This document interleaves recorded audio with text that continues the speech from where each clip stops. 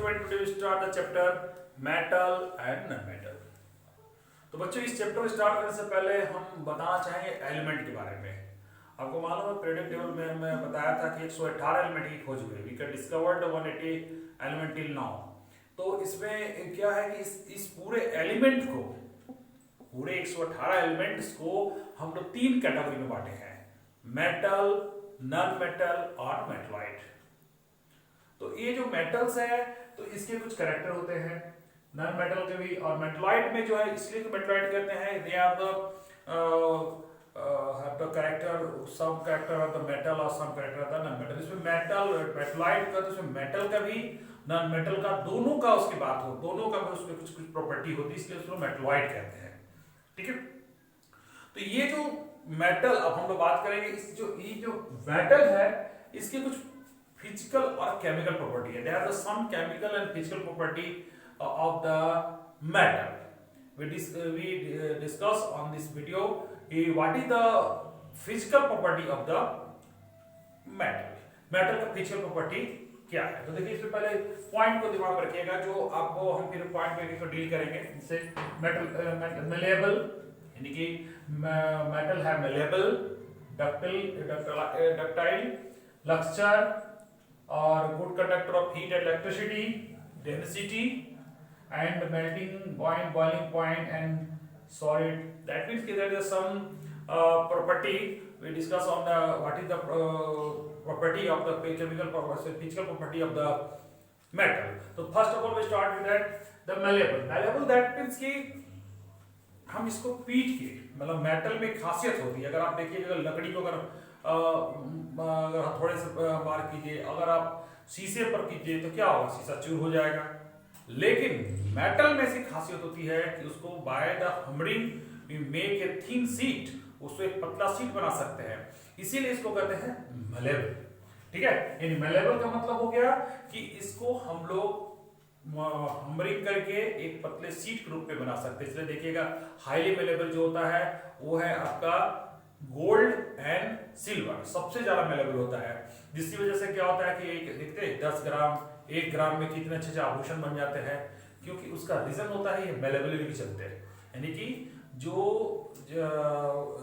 मतलब जो जितना मेलेबल होगा और भी कैरेक्टरिस्टिक्स है इसके चलते इसको हम लोग क्या करते हैं, सोने का इस्तेमाल हम लोग करते हैं। अब रहा डक्टिलिटी। डक्टिलिटी मतलब ड्रॉन इन द वायर, मतलब उसको मतलब क्या करते हैं, उसको तार बनाना, उसको पीट पीट के तार बना सकते हैं।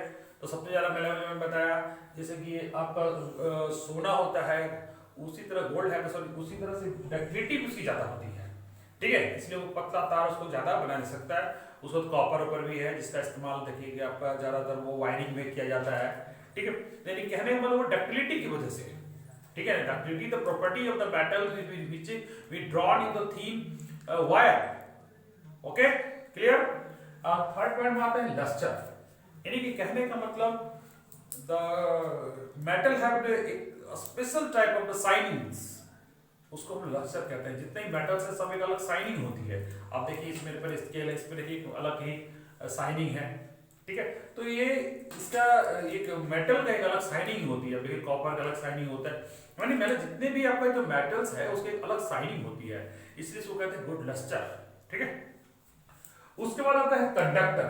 मतलब कंडक्टर मतलब all metals are good conductor of heat and electricity, यानी कि जितने भी मेटल्स हैं वो good conductor of heat and electricity है।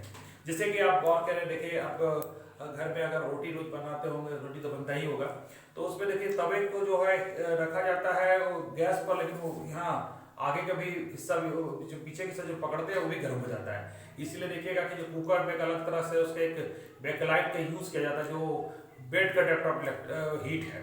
ठीक है, उसके बाद यानी कहने का मतलब metal is a good conductor of heat and he also transmitted the electricity pass through them so that a good conductor of electricity। जितने भी मेटल है वो गुड कर, देखिए कभी सुने कि किसी प्लास्टिक से तार लाइन जा रहा हो, नहीं, जितने भी आप वायर देखिएगा सबके अंदर में मेटल होता है और ऊपर से एक पीवीसी वायरिंग जो आपका नॉन मेटल का होता है। ओके, उसके बाद आता है डेंसिटी की बात करें तो जो density of the metal is the higher than the non metal. इससे देखिए अगर ये डस्टर की हम बात करें, ये डस्टर देखिए, डस्टर में जो ये लकड़ी है, लकड़ी का डेंसिटी कम होता है, लेकिन यही अगर आपका अगर लोहे का इतना बड़ा टुकड़ा रहेगा तो भारी ज्यादा होगा। क्यों? क्योंकि डेंसिटी ज्यादा होगी, इसकी डेंसिटी कम है। ठीक है, यानी कहने का मतलब होता है कि जितने भी मेटल्स होते हैं हाईली डेंस। ओके, अब आते हैं हम लोग मेल्टिंग पॉइंट का। मेल्टिंग पॉइंट का मतलब होता है कि that was this temperature will be the become to melt. ठीक है, वो लिक्विड रूप में फॉर्म हो जाता है। तो इसका जो मेल्टिंग पॉइंट भी ज्यादा होता है। आपको जब कभी अगर टाटा जाने का मौका मिले, जो जहाँ पर आयरन बनता है, तो उसमें जो क्या कहते हैं इसको, सॉरी, मेटल को मेल्ट करने के लिए आपका उस पर 3000 डिग्री से टेम्परेचर ज़्यादा यूज करना पड़ता है। ठीक है, तो वो यानी कहने मतलब उसकी जो होता है ये नहीं कि 100 डिग्री पे खौल गया। हाँ, कुछ मेटल है हम मानेंगे जिसको क्या है कम टेम्परेचर में भी वो मेल्ट करता है। जैसे कि आप देखे होंगे ये जो जितने भी इलेक्ट्रॉनिक जो क्या होता है उसमें भी वो इस्तेमाल करता है सोल्डर, वो उसी का उदाहरण है। उसका ना बॉइलिंग पॉइंट भी इसका हाई होता है। और दूसरी बात, ये जो जितने मेटल्स हैं, all are the maximum of the solids, maximum metal solid होते, some metal such as the sodium की बात करें, वो एकदम सॉफ्ट होते हैं, तो चाकू से भी काट सकते हैं। ठीक है, और उसके बाद कुछ जो होते हैं, एक ही जो आपको जब बात करूंगा जिसका इस्तेमाल हम लोग करते हैं थर्मोमीटर में। आजकल का तो डिजिटल थर्मोमीटर में नहीं, लेकिन जो ट्रेडिशनल जो थर्मोमीटर था उसमें इस्तेमाल किया था मरकरी। ठीक है, तो mercury is the liquid in room temperature. Okay, तो बच्चों इस वीडियो में मैंने जब बात किया physical property of the metal, तो इस सारे पॉइंट को अच्छा सा समझ लीजिएगा, और कोई दिक्कत हो तो हमें जरूर बताएं। नेक्स्ट वीडियो में हम लोग मिलेंगे इसके केमिकल प्रॉपर्टी के साथ। इसके लिए आज के लिए यही तक, धन्यवाद।